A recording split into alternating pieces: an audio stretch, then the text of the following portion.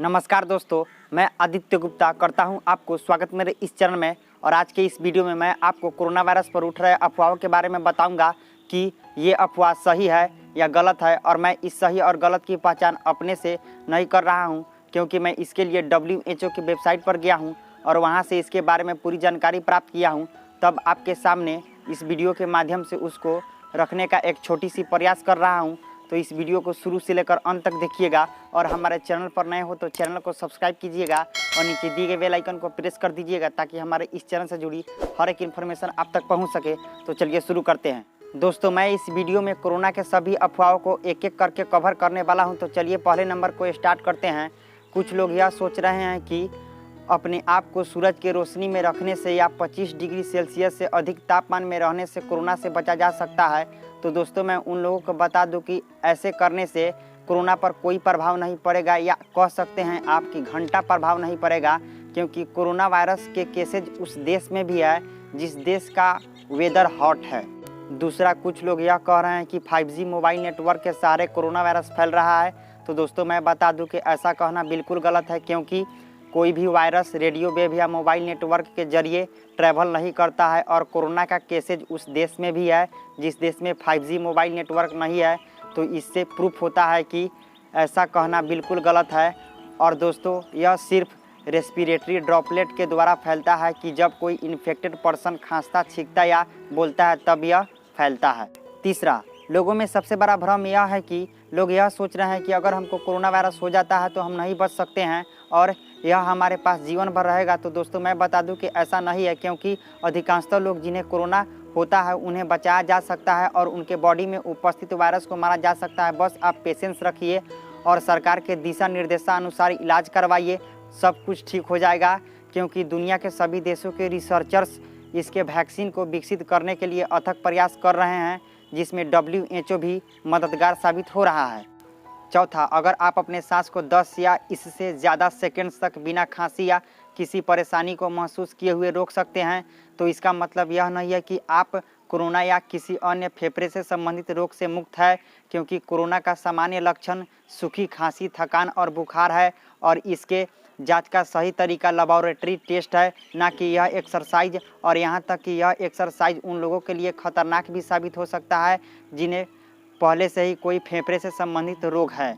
पांचवा, कुछ लोग यह कह रहे हैं कि अधिक शराब का सेवन कोरोना से बचा सकता है। तो दोस्तों, मैं बता दूं कि ऐसा भूलकर भी मत सोचिएगा, क्योंकि अधिक शराब का सेवन आपके हेल्थ प्रॉब्लम के रिस्क को बढ़ा देता है। छठा, लोगों में यह भी मिथ है कि कोरोना वायरस सिर्फ गर्म और नम क्लाइमेट वाले एरियाज में ही ट्रांसमिट होता है या संचारित होता है। तो दोस्तों, मैं बता दूं ऐसा नहीं है, क्योंकि अभी तक के एविडेंस के अनुसार यह प्रूव नहीं हुआ है कि कोरोना वायरस गर्म और नम एरियाज में ही ट्रांसमिट होता है, बल्कि यह किसी भी एरिया में ट्रांसमिट हो सकता है, वह चाहे गर्म और नम क्यों ना हो। सातवां, लोग यह भी सोच रहे हैं कि ठंडा मौसम और हिमपात कोरोना वायरस को मार सकता है। तो दोस्तों, ऐसा नहीं है, क्योंकि अभी तक के एविडेंस के अनुसार इस पर विश्वास करने का कोई पात्र ही नहीं बनता है। और शरीर के बाहर का टेम्परेचर जो हो, लेकिन शरीर के अंदर का टेम्परेचर, एक सामान्य मानव शरीर का टेम्परेचर 36.5 डिग्री सेल्सियस से लेकर 37 डिग्री सेल्सियस तक होता है। तो ऐसे में अगर शरीर के अंदर वायरस है तो उस पर ठंडा मौसम और हिमपात का कोई असर ही नहीं पड़ेगा। आठवां, लोगों के बीच यह भी सुनने को मिल रहा है कि अगर आप गर्म पानी से नहाते हैं तो कोरोना से बचा जा सकता है। तो दोस्तों, मैं बता दूं कि ऐसा करना बिल्कुल गलत है, क्योंकि इससे वायरस पर कोई असर नहीं पड़ेगा। और आप जानते ही हैं कि बाहरी टेम्परेचर जो हो, लेकिन एक सामान्य शरीर का टेम्परेचर 36.5 डिग्री सेल्सियस से लेकर 37 डिग्री सेल्सियस तक होता है। तो ऐसे में गर्म पानी से स्नान करने का कोई मतलब ही नहीं रहता है और यह खतरनाक भी हो सकता है अगर पानी ज़्यादा गर्म हो तो। नौवां, दोस्तों, अगर आप सोचते हैं कि मच्छर के काटने से कोरोना फैल सकता है, तो दोस्तों मैं बता दूं कि यह सोचना आपका गलत है, क्योंकि इसके लिए अभी तक कोई इन्फॉर्मेशन नहीं मिला है और ना ही कोई एविडेंस जिससे यह प्रूव हो सके। और मैं इसको इसलिए कवर कर रहा हूं क्योंकि लोगों के बीच में यह भी अफवाह है। 10वां, कुछ लोगों में यह भी मिथ है कि वह कह रहे हैं कि क्या हैंड ड्रायर कोरोना वायरस को मारने में प्रभावशाली है। तो दोस्तों, मैं बता दूं कि जी नहीं, क्योंकि इसका इस्तेमाल हाथ सुखाने के लिए किया जाता है हैंड ड्रायर का, न कि वायरस को मारने के लिए किया जाता है। 11th, कुछ लोगों में यह भी अफवाह व्याप्त है कि क्या अल्ट्रावायलेट लैंप कोरोना वायरस को मार सकता है? तो दोस्तों मैं बता दूं कि नहीं, क्योंकि इसका इस्तेमाल किसी भी प्रकार से हाथ या शरीर के किसी भी भाग में मौजूद वायरस को मारने के लिए नहीं किया जाता है। और अगर आप इसके बावजूद भी इस्तेमाल करते हैं तो इसका रेडिएशन आपके लिए स्किन इरिटेशन का कारण बन सकता है।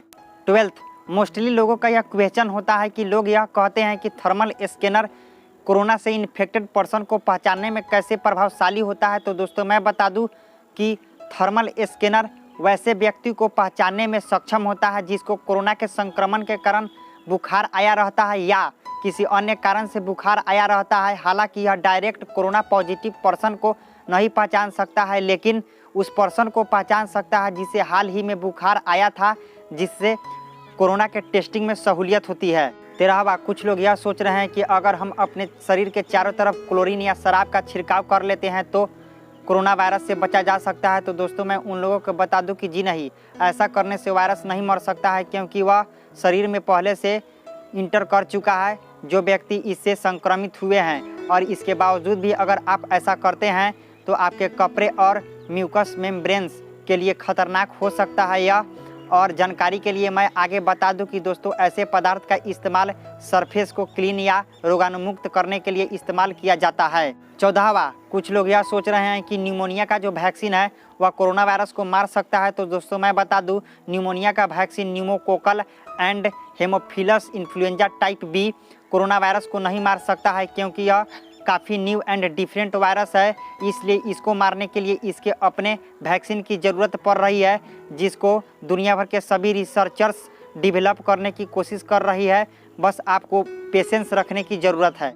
15वां, कुछ लोग यह कह रहे हैं कि लहसुन खाने से कोरोना वायरस से बचा जा सकता है। तो दोस्तों मैं बता दूं कि लहसुन एक हेल्थी फूड है जिसमें एंटी माइक्रोबियल प्रॉपर्टी होता है और जो इम्यूनिटी को बढ़ाता है, लेकिन अभी तक कोई एविडेंस नहीं मिला है जिससे यह प्रूव हो सके कि यह कोरोना वायरस से बचाव करता है।